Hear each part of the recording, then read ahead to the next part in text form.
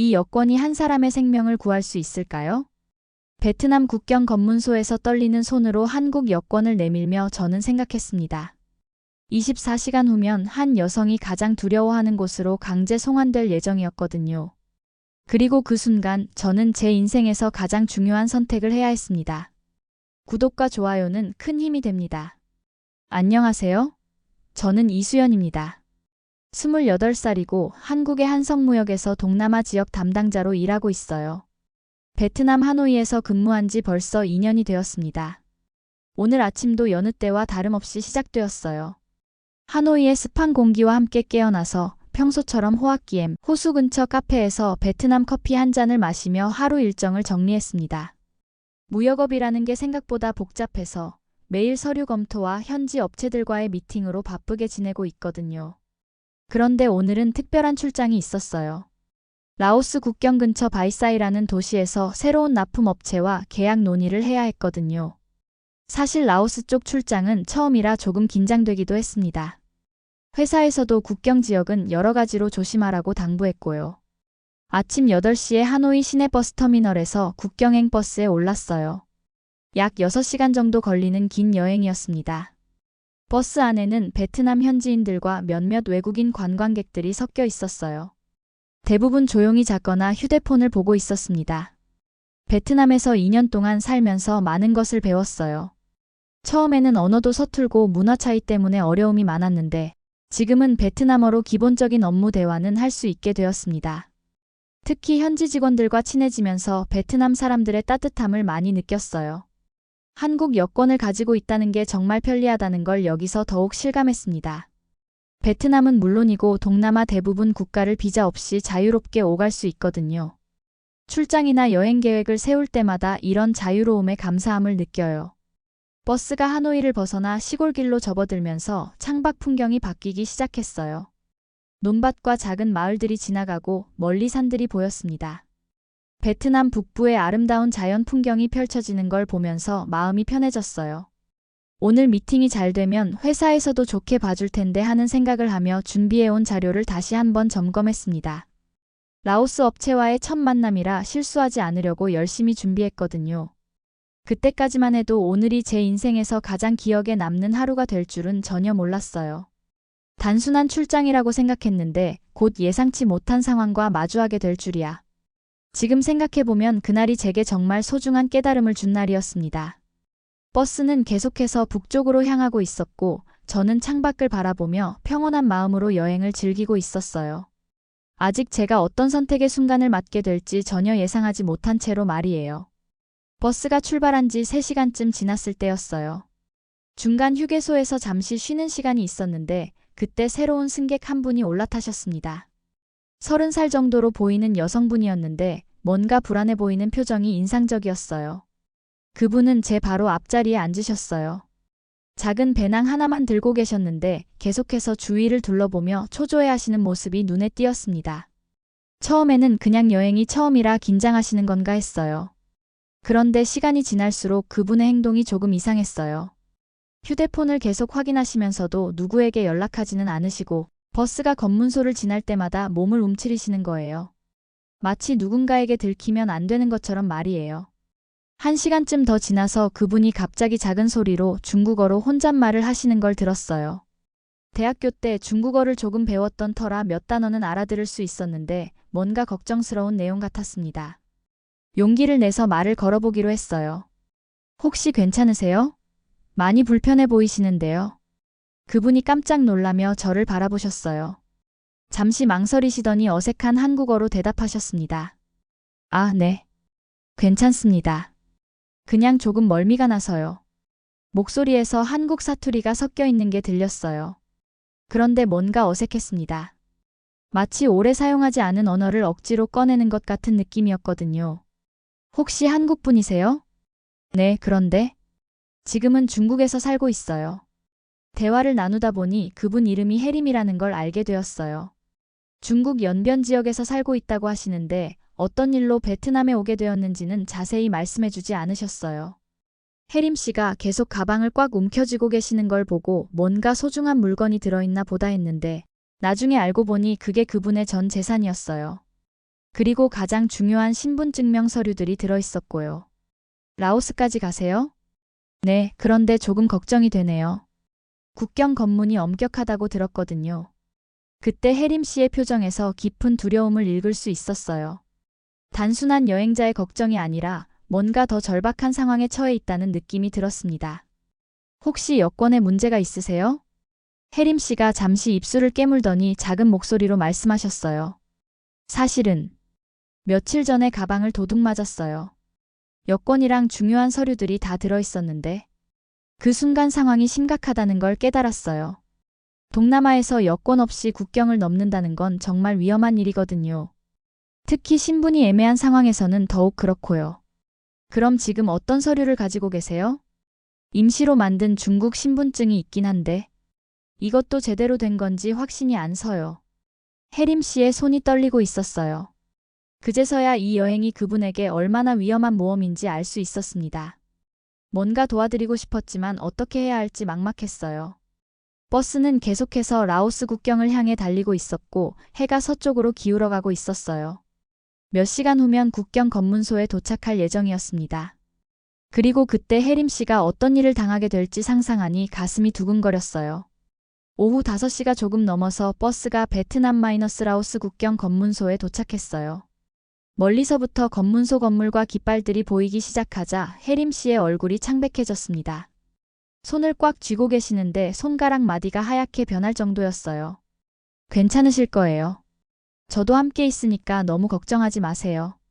제가 위로의 말을 건넸지만 혜림 씨는 고개만 끄덕이실 뿐 말씀을 하지 않으셨어요. 가방에서 서류를 꺼내는 손이 심하게 떨리고 있었습니다. 버스에서 내려서 검문소 건물로 들어갔어요. 생각보다 복잡한 절차였습니다. 먼저 베트남 출국 수속을 밟고 그 다음에 라오스 입국 수속을 해야 했거든요. 다행히 한국 여권으로는 두 나라 모두 무비자 입국이 가능해서 저는 별 문제 없이 진행할 수 있었어요. 그런데 혜림 씨 차례가 되자 상황이 급작스럽게 변했습니다. 베트남 출국 담당 공무원이 혜림 씨의 서류를 살펴보더니 표정이 굳어졌어요. 다른 동료를 불러서 함께 서류를 검토하기 시작했습니다. 베트남어로 빠르게 대화를 나누는 소리가 들렸는데 분위기가 심상치 않았어요. 이 신분증에 문제가 있습니다. 잠시만 기다려주세요. 공무원이 혜림 씨에게 영어로 말했어요. 그러고는 어디론가 전화를 걸기 시작했습니다. 혜림 씨는 그 자리에 서서 벽에 기대어 있었는데 다리가 떨리는 게 보였어요. 15분 정도 지나자 제복을 입은 상급자로 보이는 공무원이 나타났어요. 혜림 씨의 서류를 다시 한번 자세히 살펴보더니 심각한 표정을 지었습니다. 이 서류는 위조된 것으로 보입니다. 본인의 정확한 신원을 확인해야겠습니다. 그 순간 혜림 씨가 갑자기 무너지듯 의자에 앉았어요. 얼굴이 완전히 창백해졌고 입술이 파랗게 변했습니다. 저는 급히 다가가서 혜림 씨의 어깨를 붙잡았어요. 혹시 무슨 문제가 있나요? 제가 도울 수 있는 게 있다면? 공무원이 저를 바라보며 말했어요. 이 여성의 동행자이신가요? 그렇다면 당신도 조사받으셔야 할 수도 있습니다. 그때 혜림 씨가 작은 목소리로 제게 한국어로 속삭였어요. 수연 씨, 저는 사실 북한에서 온 사람이에요. 중국을 거쳐서 여기까지 왔는데 만약 여기서 걸리면 북한으로 다시 보내질 거예요. 그 말을 듣는 순간 머리가 하얗게 변했어요. 탈북자라니, 그것도 지금 위조 서류로 발각된 상황이라니. 상황이 얼마나 심각한지 단번에 알 수 있었습니다. 공무원들이 계속 협의하고 있었는데 그중 한 명이 전화를 받더니 다른 사람들에게 뭔가 이야기했어요. 그러자 모두의 표정이 더욱 심각해졌습니다. 북한 대사관에 연락했습니다. 내일 아침 8시까지 이곳에서 대기하시고 그 시간에 대사관 관계자가 와서 본국 송환 절차를 진행할 예정입니다. 혜림 씨가 그 말을 듣고 절망적인 표정을 지었어요. 눈물이 주르륵 흘러내렸습니다. 그 순간 저도 가슴이 찢어지는 것 같았어요. 제발요, 다시 한번 확인해 주세요. 분명 오해가 있을 거예요. 제가 급히 나서서 말했지만 공무원들은 이미 결정을 내린 상태였어요. 혜림 씨는 별도의 대기실로 이송되었고 저는 그 앞에서 발만 동동 구르고 있을 수밖에 없었습니다. 15시간. 그게 혜림 씨에게 남은 시간이었어요. 내일 아침 8시가 되면 북한 대사관 사람들이 와서 그분을 데려갈 예정이었습니다. 그리고 그 후에 어떤 일이 벌어질지는 상상하기도 싫었어요. 그날 밤은 정말 길었어요. 혜림 씨는 검문소 내부 대기실에 머물러야 했고 저는 근처 모텔에서 잠을 청해야 했습니다. 하지만 도저히 잠이 오지 않았어요. 계속해서 혜림 씨 생각만 났거든요. 새벽 4시쯤 되어서야 한 가지 아이디어가 떠올랐어요. 위험하긴 하지만 혜림 씨를 도울 수 있는 방법 말이에요. 바로 제가 다니는 회사의 현지 채용 절차를 이용하는 거였습니다. 아침 6시에 검문소로 달려갔어요. 다행히 북한 대사관 사람들은 아직 오지 않은 상태였습니다. 담당 공무원에게 급히 말을 걸었어요. 어제 그 여성분과 관련해서 중요한 정보가 있습니다. 사실 저희 회사에서 그분을 현지 직원으로 채용하려고 했었거든요. 물론 거짓말이었어요. 하지만 혜림 씨를 구하기 위해서는 이 방법밖에 없다고 생각했습니다. 회사 서류를 가져왔습니다. 이분은 저희 한성무역의 라오스 지사 설립을 위한 현지 조사원으로 채용 예정이었어요. 미리 준비해온 제명함과 회사 서류를 보여드렸어요. 한국 기업이라는 점이 어느 정도 신뢰를 주었는지 공무원의 표정이 조금 누그러졌습니다. 그런데 왜 정식 비자나 취업 허가서가 없나요? 아직 절차 진행 중이었거든요. 이번 출장이 최종 면접이었는데 여권 분실 사고가 일어난 거예요. 혜림 씨를 불러서 상황을 설명했어요. 처음엔 당황스러워 하시더니 제 의도를 이해하고 협조해 주셨습니다. 연변에서 살았던 경험 덕분에 중국어와 한국어 모두 가능하다는 점을 어필했어요. 한국 대사관에 확인해 보시면 저희 회사 정보를 확인하실 수 있어요. 그리고 이분의 신원 보증은 제가 하겠습니다. 그런데 문제는 여전히 혜림 씨의 신분증이었어요. 위조 서류라는 게 이미 밝혀진 상황에서 어떻게 해야 할지 막막했습니다. 바로 그때 북한 대사관 차량이 도착했어요. 검은색 승용차에서 2명의 남성이 내렸는데 한 명은 정장을 입은 외교관 같았고 다른 한 명은 경호원 같았어요. 상황이 급박해졌어요. 몇 분만 더 늦었다면 혜림 씨는 그들과 함께 떠나야 했을 거예요. 잠깐만요. 이 여성은 저희 회사 직원이에요. 신분 확인 과정에서 오해가 있었던 것 같습니다. 북한 대사관 직원이 저를 쳐다보며 차갑게 말했어요. 이 여성은 우리나라 국민입니다. 불법적으로 국경을 넘으려 했기 때문에 본국으로 송환해야 합니다. 아니에요. 이분은 중국 국적의 조선족이고 저희 회사 직원이에요. 여기 관련 서류가 있습니다. 긴장감이 감돌았어요. 베트남 공무원들도 난처한 표정을 지었습니다.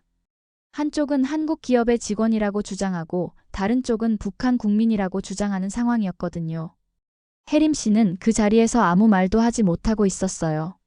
어떤 말을 해도 위험할 수 있는 상황이었으니까요.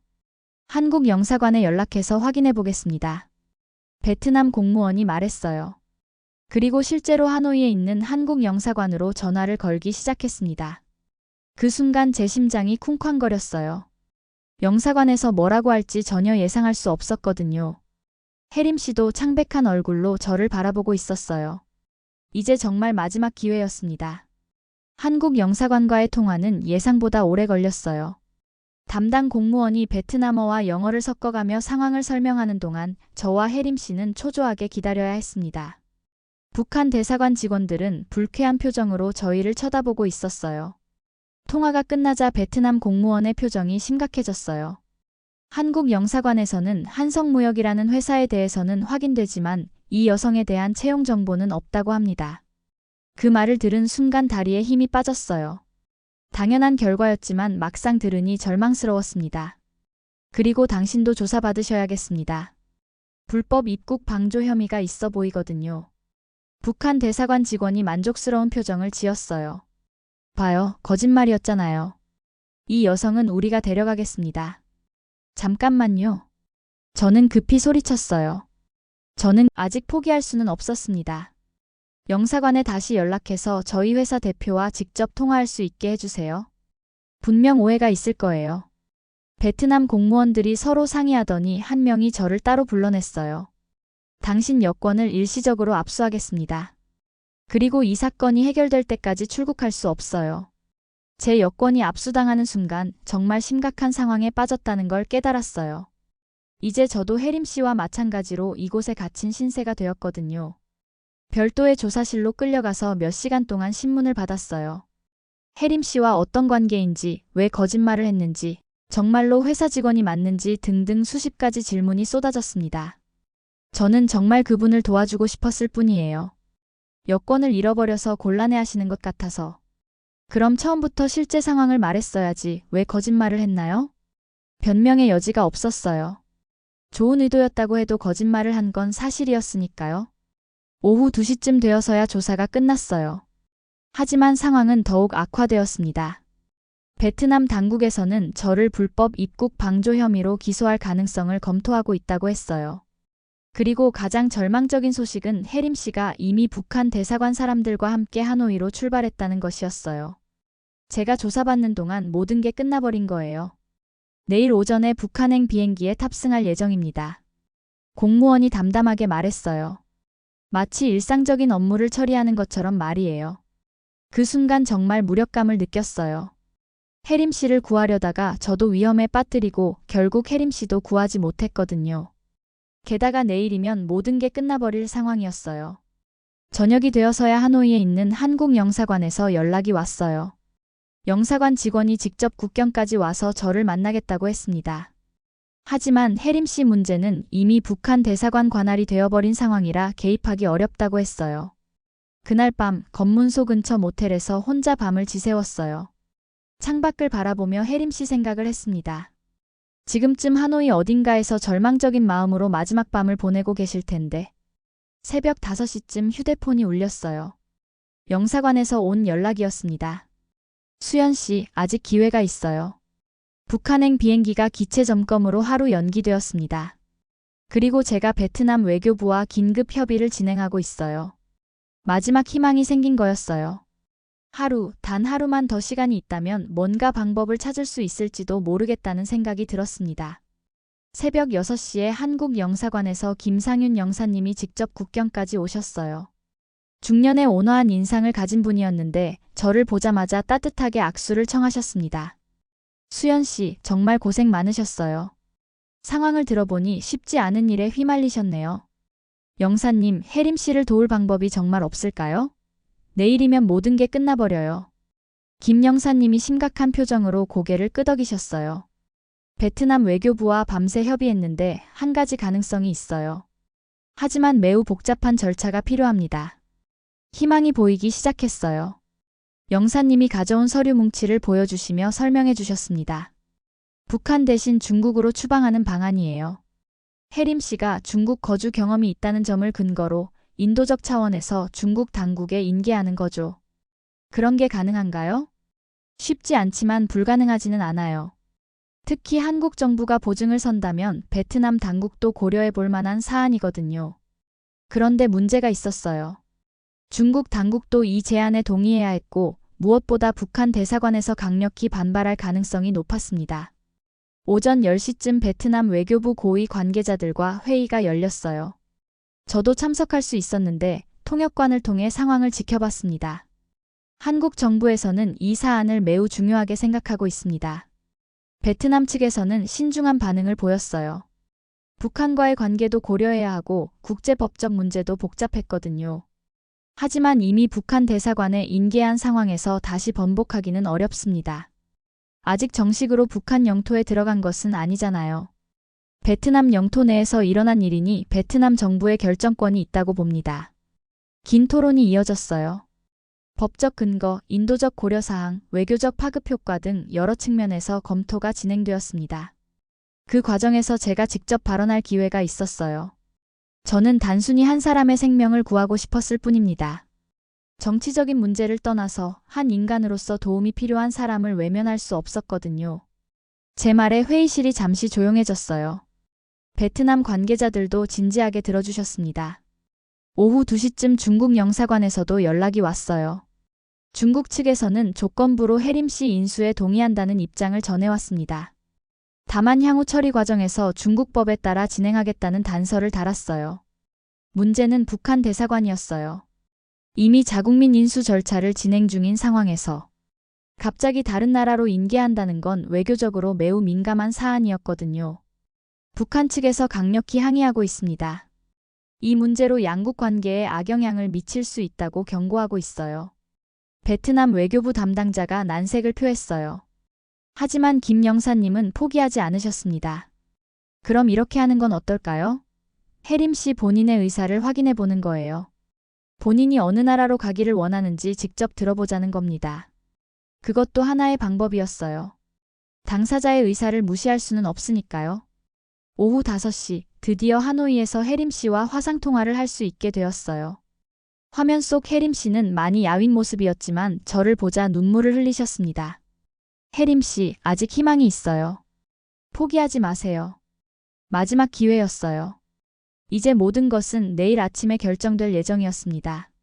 다음 날 아침 7시, 베트남 외교부에서 최종 회의가 열렸어요. 분위기는 매우 긴장되어 있었어요.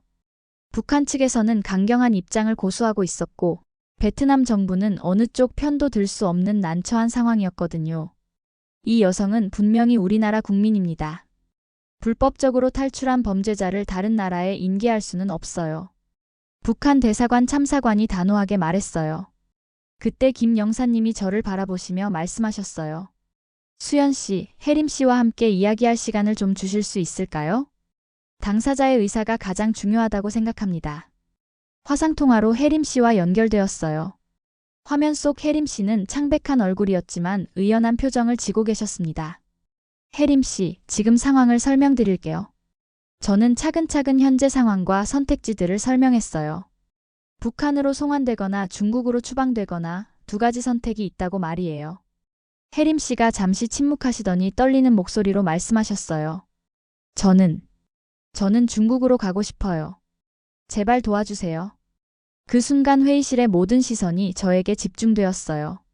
이제 제가 나설 차례였습니다.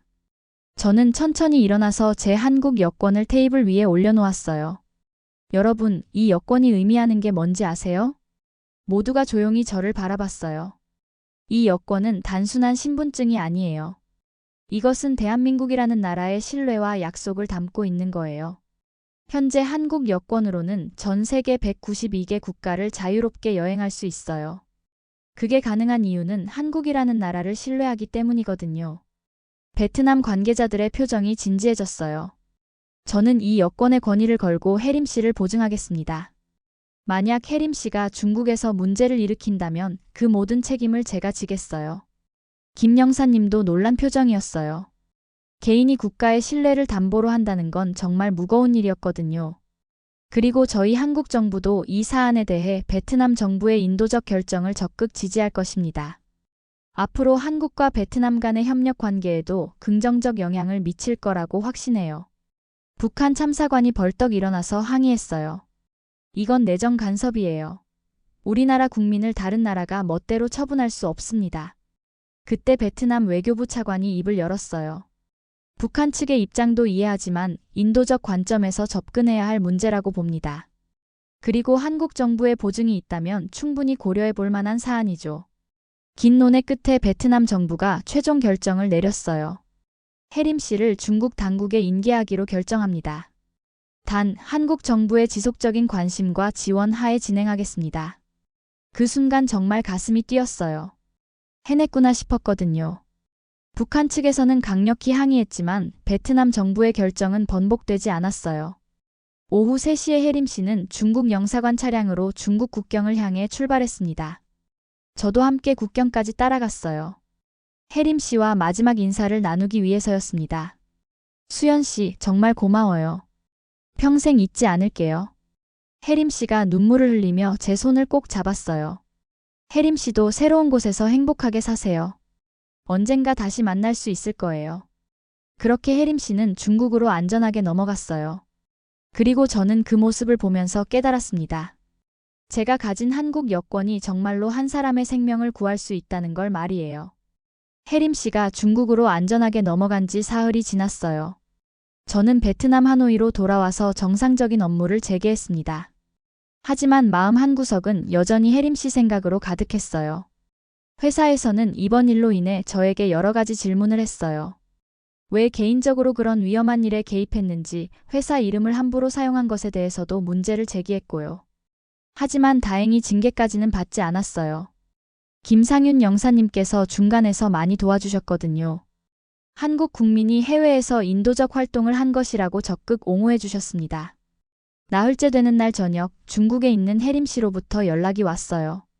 국제 전화였는데 목소리를 듣는 순간 정말 안도했습니다.